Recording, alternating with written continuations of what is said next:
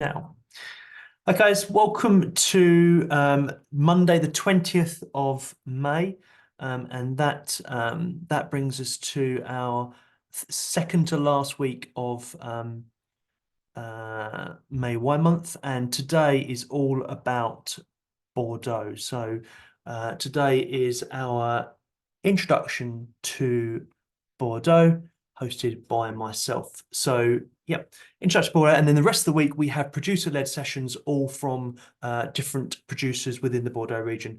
So a lot of what I'm going to talk about today will touch on the various producers that we feature and list at Hotel de Vin.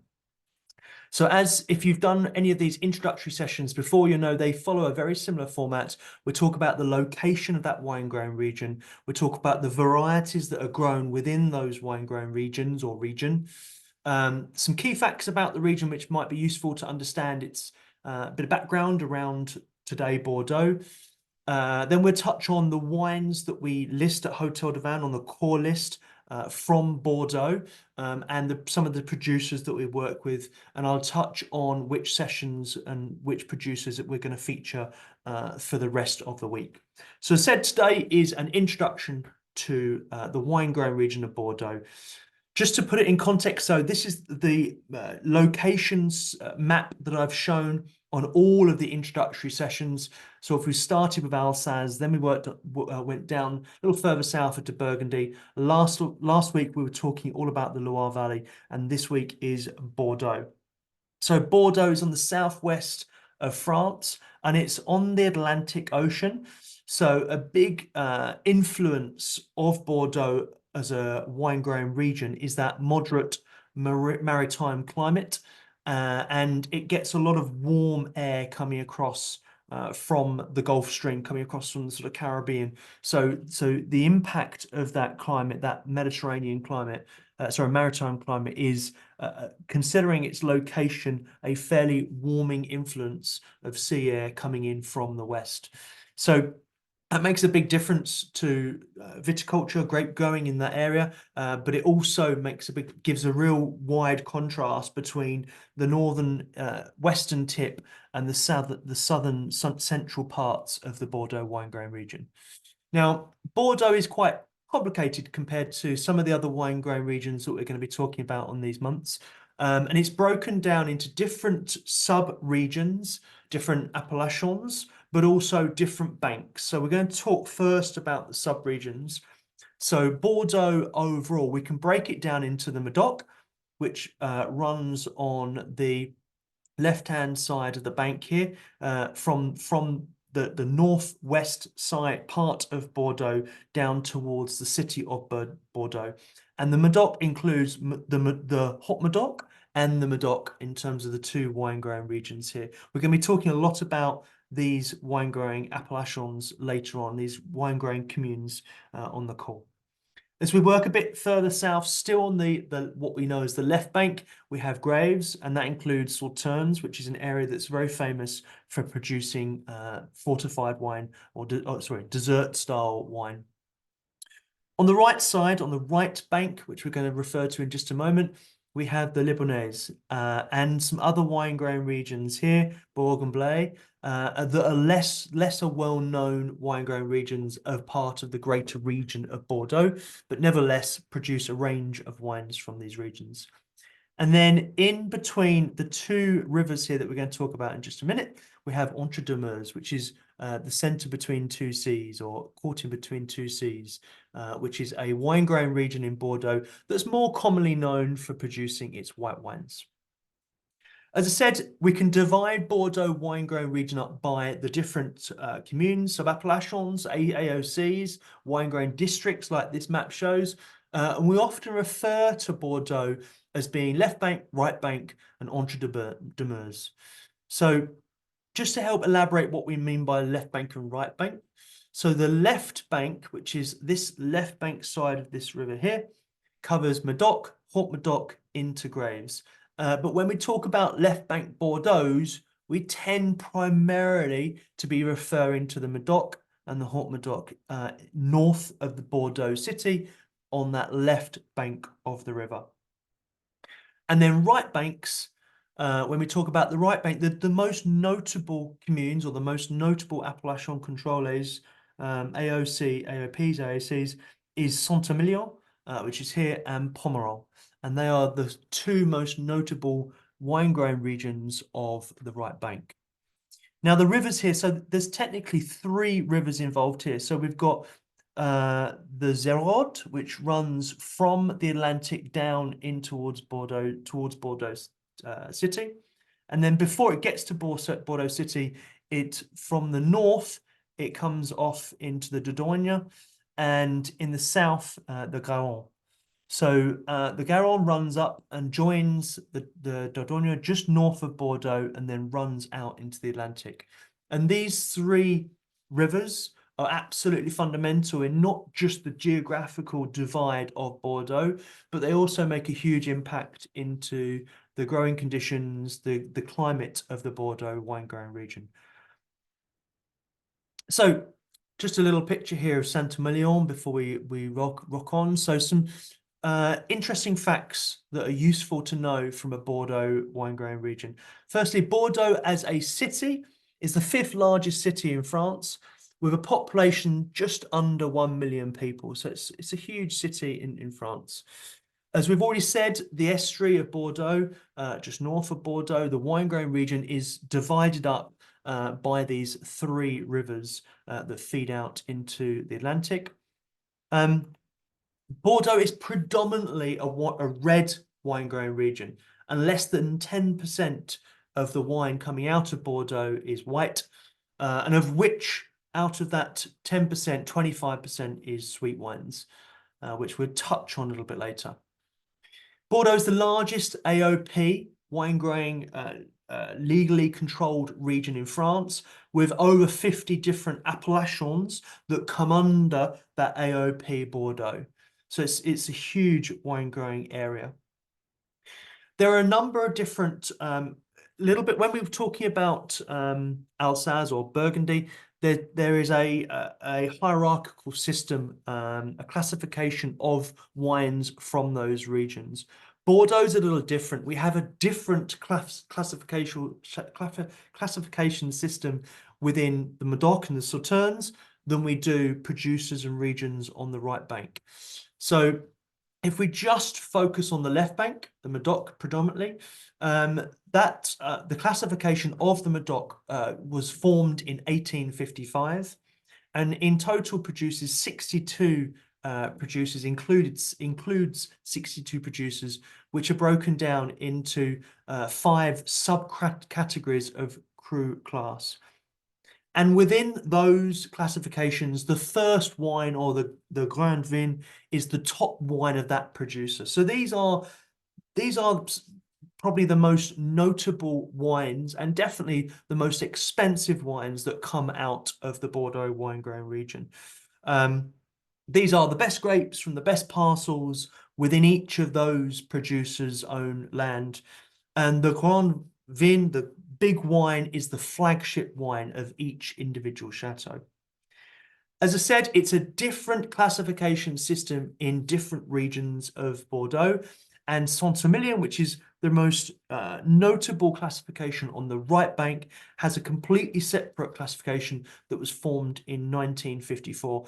And the terminology within those statuses is different. So what may be referred to a Grand Vin in the left bank would be different to the right bank. So it's always a little bit confusing when we talk about classification terminology across Bordeaux. As I've kind of alluded to, the climate in Bordeaux is generally quite temperate, with a short winter and a high degree of humidity generated from the proximity of the Atlantic Ocean and that warming influence of air coming in from the Atlantic. So moving on to grape varieties.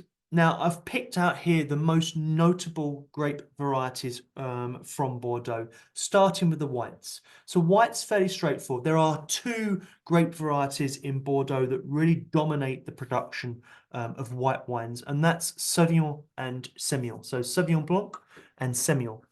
And when you bear in mind that only 10% of the Bordeaux's production is white wine, and then we look at this next graph, as you can see, the majority of white wine grown in Bordeaux is dominated by those two big varieties.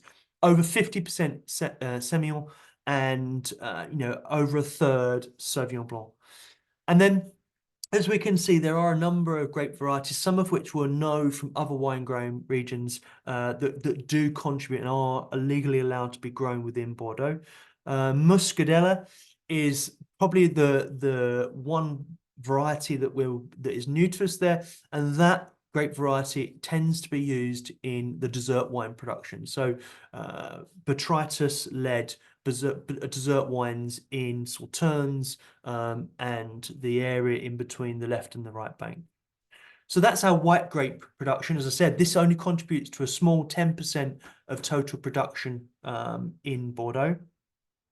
And then there are 6 red grapes that are legally allowed to be grown in Bordeaux. But there are 3 that are the most notable. And that's Merlot, Cabernet Sauvignon, and Cabernet Franc. Now, the other 3 grape varieties, which we will all probably be aware of, is Petit Verdot, Malbec, and Carmenere. But what we see on this graph is very clearly Merlot dominating that percentage of acreage grown in the red grapes. So nearly 2/3 of the production of red grapes in Bordeaux is Merlot. Less than a third Cabernet Sauvignon, and then a relatively small percentage in Cabernet Franc, and a very small percentage in Petit Verdot, Malbec, and Carmenere. So whilst we talk about the 6 red grapes of Bordeaux, the 3, as you can see on this graph, that are most notable are Merlot, Cabernet Sauvignon, and Cabernet Franc. Now, this graph at the bottom right here is really useful just to show that total production. So as you can see, Bordeaux is dominated by its red wine production, which makes up around about these numbers are correct as of 2020. Obviously, it does change slightly within each vintage, but in 2020, about 85% of the Bordeaux production was red wine, just under that 10% being white wine, and then it does have a small percentage of rosé, sparkling, and sweet wine. So 4% rosé, 1%, circa 1% sparkling, and 1% sweet wines. And when we talk about Bordeaux, the sweet wines are probably a lot more notable and well known than the sparklings and the rosé, because we do, within the sweet wines category is Sauternes, which is a world famous region for producing outstanding quality dessert wines, predominantly using noble rot botrytis. Now, sparkling, you may be surprised to see sparkling on there. Sparkling is a production percentage of Bordeaux, and there is an AOC for sparkling, Crément de Bordeaux, which was established in 1990. So we do have a Crément style coming out of Bordeaux, which is an established production of sparkling wine from this region. But as you can see, the takeaway point here is that across the greater Bordeaux wine growing region, which includes all the areas that we've talked about, red wine is definitely the predominant production. So I just wanted to just mention, because this is quite important when we talk about those prestige Bordeaux's, the left bank Bordeaux's, which are, as you can see up here, they are the wine growing regions that run along the river as it heads from Bordeaux out towards the Atlantic. These productions, these regions, these producers and appellations are all absolutely critical in that prestigious level of Bordeaux production. Now, most of these are 100% Cabernet Sauvignon, or at least Cabernet Sauvignon led, so a greater percentage, more than 50% of Cabernet Sauvignon in the blend. And if there is other varietals included in the blend, it tends to be Merlot. But it's, when we talk about the division between the left bank and the right bank, the main difference in terms of varietal blend is that the left bank wineries are Cabernet Sauvignon dominant, and the right bank wineries such as Saint-Emilion and Pauillac are Merlot led. So the wines in these regions tend to be 100% Merlot or a very high percentage of Merlot. And when they use other varieties in the blend, it often is Cabernet Franc. Whereas the production in the left bank is led by its Cabernet Sauvignon. And that's where we see some of the most prestigious wines coming out of the Bordeaux wine growing region. Moving on, I just wanted to bring on screen the section from our Hotel de Vin core wine list. So this is just a little screenshot of what the Hotel de Vin core wine list, as you'll see it on the menu. And within the Bordeaux section, as you can see here, we have 6 wines listed from Bordeaux. Now, it is a bit of a coincidence that this can divide 50% by right bank and 50% by left bank. So 3 of the wines out of these 6 are from the right bank and 3 are from the left bank. And what I'm just going to do now is just take a little look at those 6 wines and just highlight whereabouts those wines are produced, where those producers are based. Firstly, our by the glass Bordeaux Superior, which comes from Chateau Pen. Now, Chateau Pen is located just south of Libournais. And it's our producer of our outstanding by the glass wines. We're going to hear more about them tomorrow, and they're hosting tomorrow's session. But they are based literally just south of the town of Libournais. Then as we go down the list, the Bordeaux Superior from Casino is based on the left bank, but it's at the start of the left bank as we come just outside of Bordeaux. So it's fairly low on that left bank. So whilst it is within the left bank, its varietal blend doesn't follow that typical trend that I was talking about earlier in terms of Cabernet Sauvignon dominating the blend. Back onto the right bank for Saint-Emilion, and our Saint-Emilion comes from a producer that's based just outside Saint-Emilion on the east of Saint-Emilion, right here, just to the, as you can see, just to the east of Libournais. Chateau Talbot, a world-famous producer, and we list their Grand Cru Plus, and that they are based in Saint-Julien, and Saint-Julien is just south of Pauillac, on the left bank. So Pauillac's here, and Saint-Julien is just south of Pauillac on that left bank producing region. Last 2, Chateau Taillac is also a left bank production, and they are based in Margaux, which is again further south than Saint-Julien. So Pauillac in the far north, then Saint-Julien, and then Margaux is kind of halfway between Pauillac and the edge of Bordeaux town. So it's right here on the left bank of Bordeaux. And again, both Chateau Talbot and Chateau Taillac, typical left bank of varietals, so Cabernet Sauvignon led, or 100% Cabernet Sauvignon. And we're going to be hearing more about Chateau Talbot later on in the week because we have a producer-led session with them. And then our last Bordeaux on the list is from Pomerol. Now, Pomerol is probably the second most well-known producing region on the right bank. And again, it's Merlot dominant, but they are produced just to the west of Saint-Emilion, so up here, just north of Libournais. It's an area of Bordeaux that produces outstanding quality wines and reaching a similar level of quality and price as those bigger names from the left bank, but obviously being a right bank Merlot-led producer.